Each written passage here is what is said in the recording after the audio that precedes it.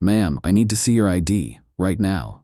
The voice was sharp, not requesting, demanding. Dr. Evelyn Hayes turned her head calmly. She had just stepped out of Terminal 4 at JFK International Airport, her designer suitcase rolling behind her and the crisp early morning air brushing against her cheekbones.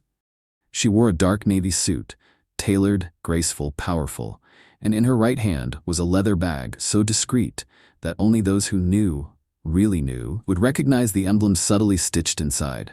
She had flown commercial that day, not out of necessity but by choice. No entourage, no security details within sight. Just Evelyn, blending in, watching how America's airports treated the people they served. But the irony of that moment? It would not be her trained agents or surveillance reports that would expose the rot. It would be her own experience. Two officers approached, one tall and smug, the other young and twitchy. "Is there a problem, officer?" she asked politely, her voice smooth like silk but reinforced with quiet steel. The older one, Officer Ryan Vance, didn't answer directly. Instead, he scanned her up and down with a sneer. "Where are you coming from? Business or pleasure? That's a lot of money on your arm. Nice bag, designer, I'm guessing." Evelyn didn't blink. "If there's a security concern, I'm happy to cooperate. Otherwise, I'd like to be on my way." The younger cop, Officer Ben Carter, chimed in with forced confidence. "We're doing a random check. You fit a profile." "A profile?" she repeated, raising a brow. Neither of them answered. Vance leaned in. "We'll need to search your belongings, and you'll need to come with us." "I don't consent to a search," she replied evenly. "You have no warrant and no probable cause." Vance's face tightened.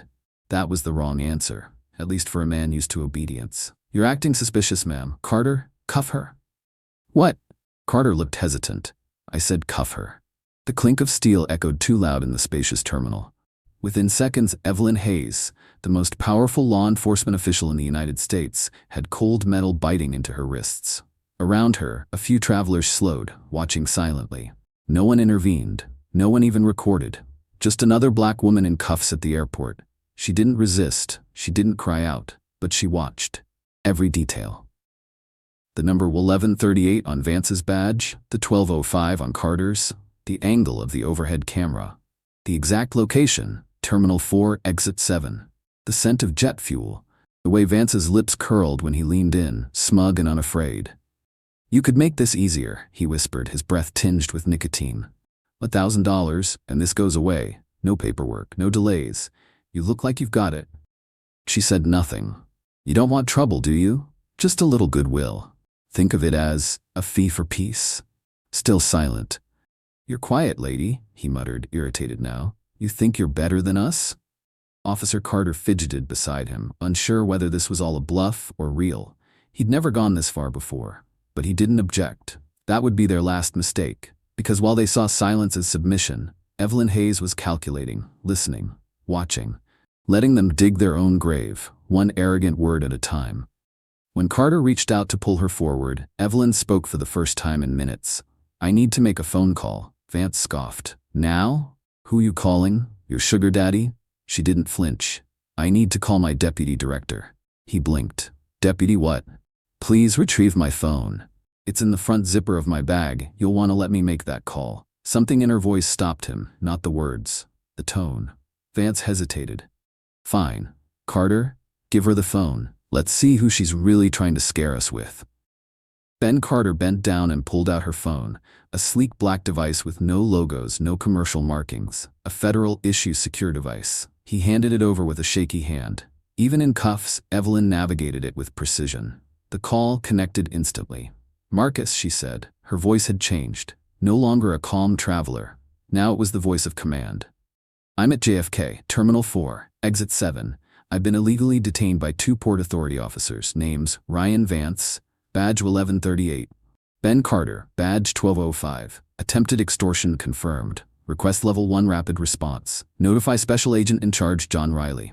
Priority classification, level 1.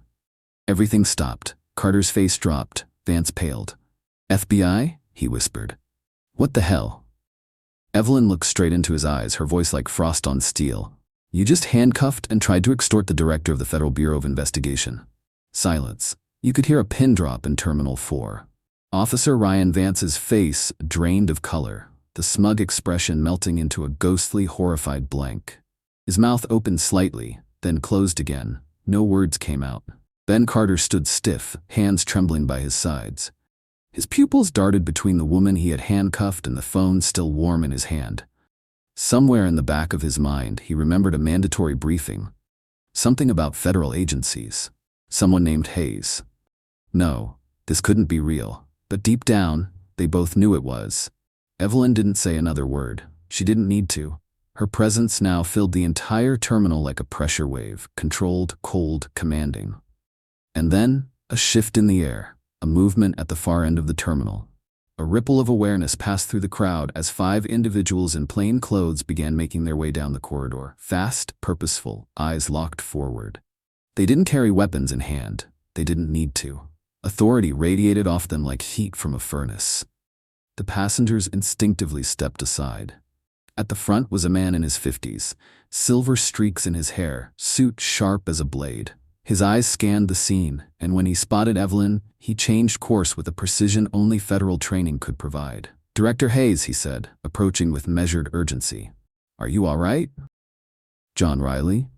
"Special agent in charge, FBI New York field office." She nodded. "No injuries. But these two," she tilted her head slightly toward Vance and Carter, "are in very serious trouble."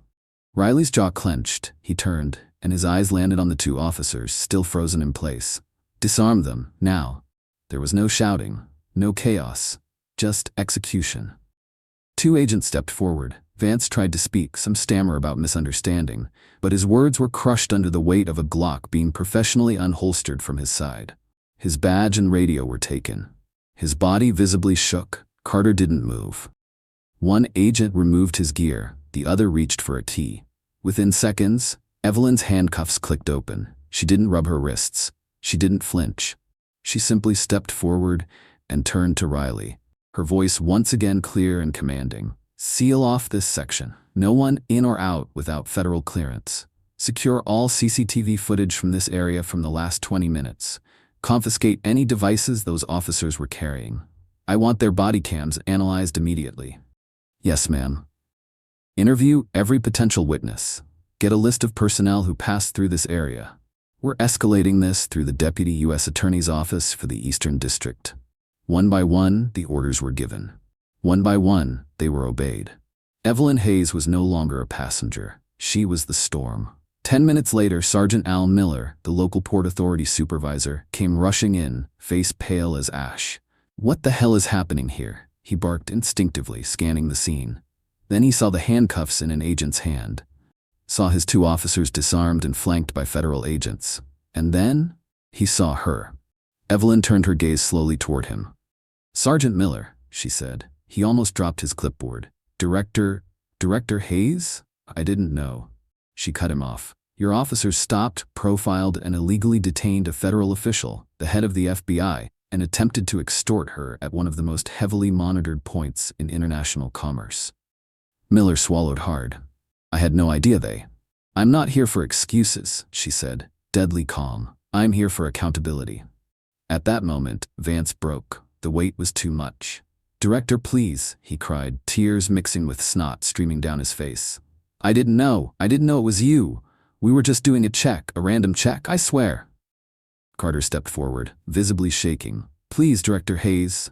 We're not bad people. We messed up. We'll never do it again. Don't ruin our lives. We're still young. Please." Evelyn turned to face them fully now, her face unreadable, her voice sharp as a scalpel. "You are not wrong for not recognizing who I am." Their eyes lit up. "Hope? You are wrong," she continued, "for how you treated someone you thought had no power." Hope died instantly. "You are guilty of racial profiling, illegal detainment, and attempted extortion. Your actions were not born of ignorance. They were born of arrogance." She let those words settle. "Justice is not a game," she said. "You wore the badge, but you forgot the oath." Vance collapsed into a crouch. Carter looked like he might faint. Federal agents moved in. Quiet. Precise. The 2 officers, now suspects, were formally taken into FBI custody. No perp walk. No shouting. Just 2 broken men walking silently toward the end of their careers and the beginning of a very public federal case. As they were led away, Evelyn turned back toward Riley. "I want a prosecutor on site within the hour. You'll have one in 30 minutes, he said. David Chen, he's already on his way. Good, she replied. Let's make this a case study in why no one, no matter their badge, stands above the law. By sundown, JFK Terminal 4 had returned to its usual rhythm, crowds moving, planes landing, announcements echoing over polished marble floors. But in the offices of the Eastern District of New York, something seismic had already begun.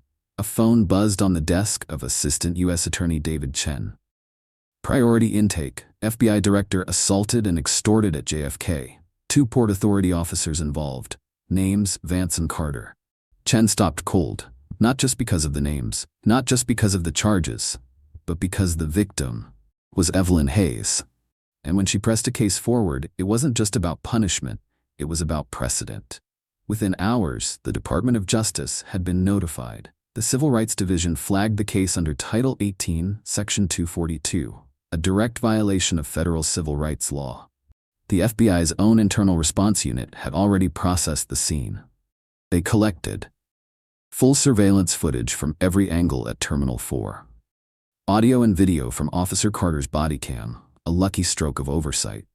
Testimonies from over a dozen bystanders, 5 TSA officers, and 2 airport janitors who had witnessed various parts of the incident.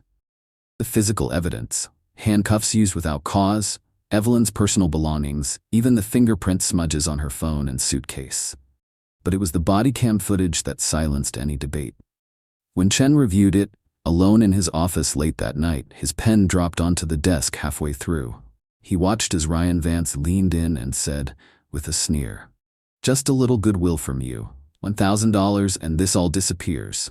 And Evelyn, silent. Powerful. Letting the rope play out until they'd hung themselves with it. This wasn't misconduct. This was criminal conspiracy.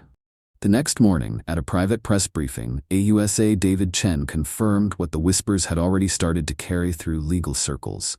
The Department of Justice is pursuing full federal charges against Ryan Vance and Ben Carter under civil rights violation statutes and the Hobbs Act. This is no longer a personnel issue. This is a matter of federal integrity. News spread fast. By noon, headlines exploded across the nation. FBI director illegally handcuffed at JFK. Port Authority officers accused of extortion. Evelyn Hayes shakes system after attempted bribery. For many, the story hit hard. Not just because of who Evelyn Hayes was, but because of who she could have been. Any black woman, any professional, any citizen walking through that terminal, mistreated, profiled, silenced, if not for the terrifying force of her hidden title. Back in Washington, Evelyn sat silently in her office at the J. Edgar Hoover building. Stacks of briefings and global intelligence reports surrounded her. Cybersecurity threats, transnational trafficking operations, federal coordination for an upcoming G7 summit. But that day, her focus remained local. Human. Painfully simple. She wasn't reviewing classified data, she was reviewing her own witness statement. Every word had to be accurate, no embellishment, no rage, just truth. The officers approached me with no reasonable suspicion. They refused to provide a legal basis for detainment. I was handcuffed without cause. An extortion offer was made. $1,000 in exchange for release. All events were documented, recorded, and witnessed. It wasn't just about her, it was about what they thought they could get away with, because of her skin color, her gender, her perceived vulnerability, and what they never imagined they were dealing with. That week, both officers were formally arrested by FBI agents and placed into federal custody. Their booking photo hit the internal circuit first, then leaked to the press. Ryan Vance, eyes bloodshot, expression sunken, hands trembling. Ben Carter, dazed, pale, still wearing his standard-issue Port Authority uniform, like it could somehow protect him from what came next. They weren't just losing their jobs, they were facing federal prison time. A federal grand jury was convened. Within days, based on the strength of the evidence and Carter's reluctant but full cooperation, both men were indicted on the following charges. 1. Deprivation of civil rights. Under color of law, for the illegal handcuffing and racial profiling. Bubber 2. Conspiracy to commit Hobbs Act extortion for the bribery attempt at a federal point of commerce. Ben Carter, terrified of a maximum sentence, agreed to a plea deal. In exchange for reduced sentencing, he gave full testimony. He didn't try to sugarcoat it. I followed Vance's orders. I didn't stop him. I heard him mention the $1,000. I didn't say anything. We picked her because she looked rich and alone. We thought no one would care." The room had gone quiet when he said that, because in that one sentence, Carter revealed the entire sickness underneath. We thought no one would care. The trial was set to begin in Brooklyn federal court. Protesters were already gathering. Civil rights groups filed supporting briefs. Legal observers, media outlets, and international watchdogs requested attendance. What had started as a random search was now a nationwide reckoning. Inside the courtroom, Evelyn Hayes would not play victim. She would stand, not as a director, not as a symbol, but as a citizen whose rights had been trampled by those sworn to protect them. And she would make sure the whole world saw exactly what happened when power was misused in plain sight. Justice wasn't coming slowly. It was marching in with a federal badge. The marble pillars of the United States District Court for the Eastern District of New York stood tall that morning. Outside, the sidewalk was packed. Cameras, reporters, protest signs. Justice for all, not just the powerful. No badge above the law. Protect black women, no exceptions. Inside, the tension was thicker than the bulletproof glass. At the front of the courtroom sat two men in ill-fitting suits, once police officers, now defendants. Ryan Vance's hands fidgeted under the table, his eyes darting between the bailiff and the jury box. He looked smaller now, not in size, but in presence. Ben Carter sat beside him, eyes downcast, jaw clenched, lips pressed into a silent prayer. There was no uniform to hide behind today, no badge to shield the truth. The prosecution table was calm, focused. AUSA David Chen stood tall, sleeves slightly rolled up, expression unreadable. Next to him, a thick binder of evidence, a body cam hard drive, and a single sheet of paper. The witness list. At the top, Dr. Evelyn Hayes, Director, Federal Bureau of Investigation. Opening statements were brief. Chen didn't dramatize, he didn't need to. This case is not about identity, it is not about rank. It is about what happens when law enforcement forgets the law. Two officers used race, gender, and the appearance of wealth to justify illegal detainment. Then they asked for money, not as a fine, not as part of a process, but as a bribe. And they picked the wrong target. Not because she was powerful, but because she stood her ground. The defense attorney for Ryan Vance, a private lawyer paid by a union fund, tried to spin a different tale. My client was stressed. Airports are high-pressure environments. His decision-making was clouded. He misunderstood the situation. The money mentioned was not extortion. It was a crude joke, an inappropriate comment, yes, but not a crime. He gestured to Carter. And now Officer Carter, who has already taken a plea deal, is pointing fingers to save himself. That's not justice, that's survival. But the courtroom wasn't swayed, because the evidence hadn't even been shown yet. When the body cam video was played for the jury, you could hear people holding their breath. The footage flickered on. Carter's angle was clear. Evelyn Hayes standing calmly, hands visible, Vance circling her like a predator. You could make this easier. $1,000, and this all disappears. The audio was crisp, chilling. In the gallery, someone whispered, "Oh my God." The judge didn't reprimand it. She didn't need to. It was the only human response possible. Then came the next clip. "Evelyn, I need to call my deputy director." Vance laughs. "Deputy of what? Your company's not going to save you."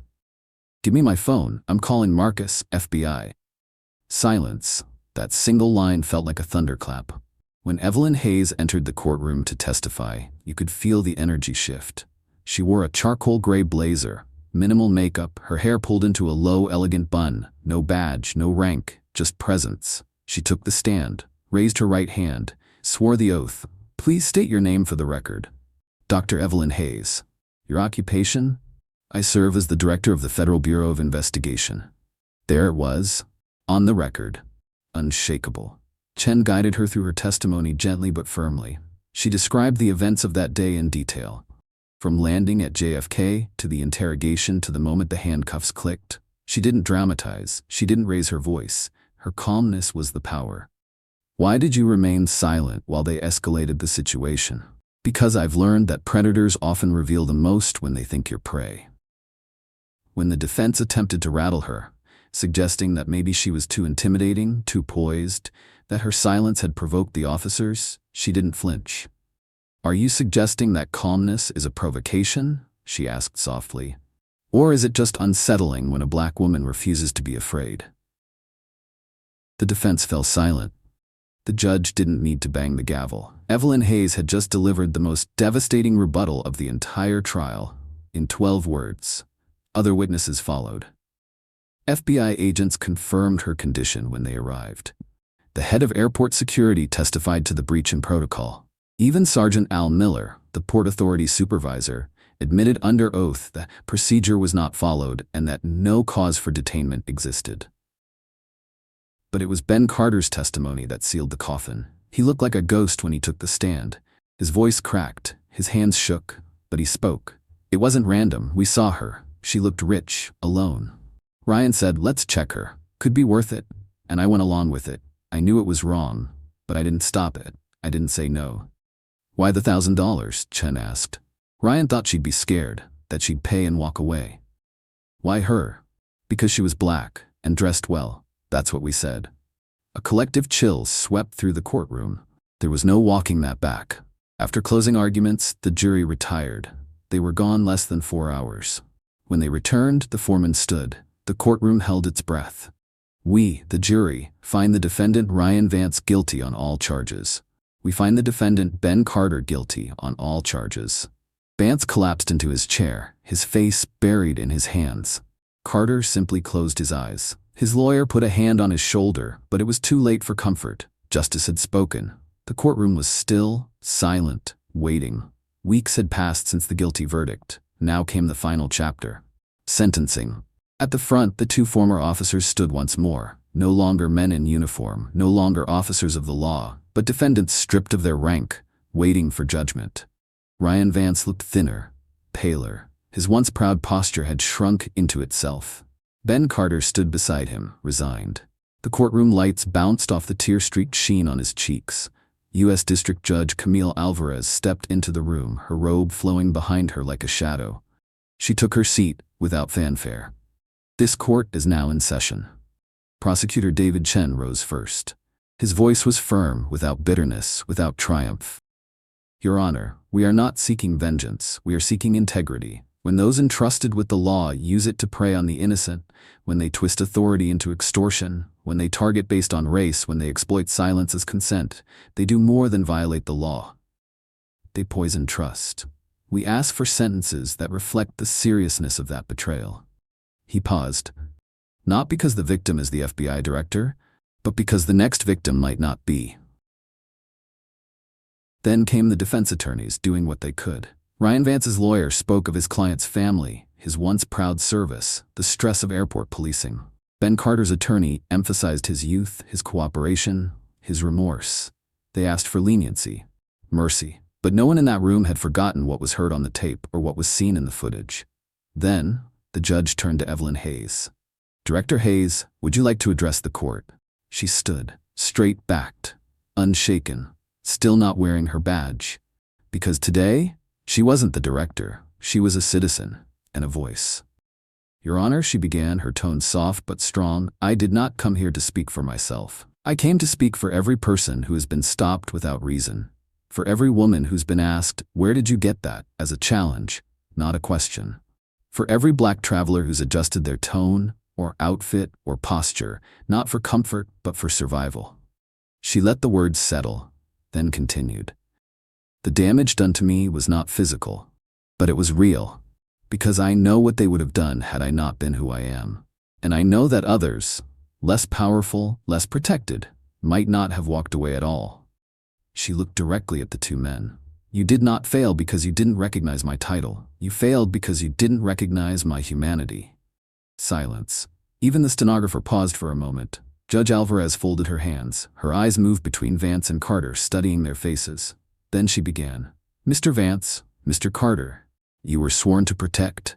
Instead, you profiled, humiliated, and attempted to extort a citizen on U.S. soil at an international port of entry, an act with deep implications not just for law enforcement, but for national trust." Her voice tightened. "Your actions were racially motivated, corrupt, and deeply un-American, and you committed them against someone whose life work is upholding the law you trampled." She turned to Vance. "Ryan Vance, this court sentences you to 12 years in federal prison without parole." He gasped, his knees buckling slightly. His mother in the gallery sobbed, then to Carter. "Ben Carter, in light of your cooperation and plea agreement, this court sentences you to 8 years in federal prison." Carter nodded, lips trembling, whispering something only he could hear. The gavel came down. And just like that, the saga was over. But outside that courtroom, the story was just beginning. The Port Authority Police Department launched sweeping internal reforms, mandatory anti-bias training for all officers, new federal guidelines on detainment and search protocols, widespread deployment and auditing of body cam footage, civilian review boards given oversight on all racial profiling complaints. Across the country, other departments took note. Policies changed, briefings updated. The name Evelyn Hayes began appearing in law schools, police academies, and ethics conferences. A chilling reminder and an unignorable turning point. Back in Washington, D.C., Evelyn Hayes sat once again at her desk at the J. Edgar Hoover Building. The window overlooked the Washington Monument. The city moved, unaware that just down the street, a woman had fought for something far greater than a title. She didn't smile. She didn't celebrate. She simply turned to her aide and said, "Let's move on.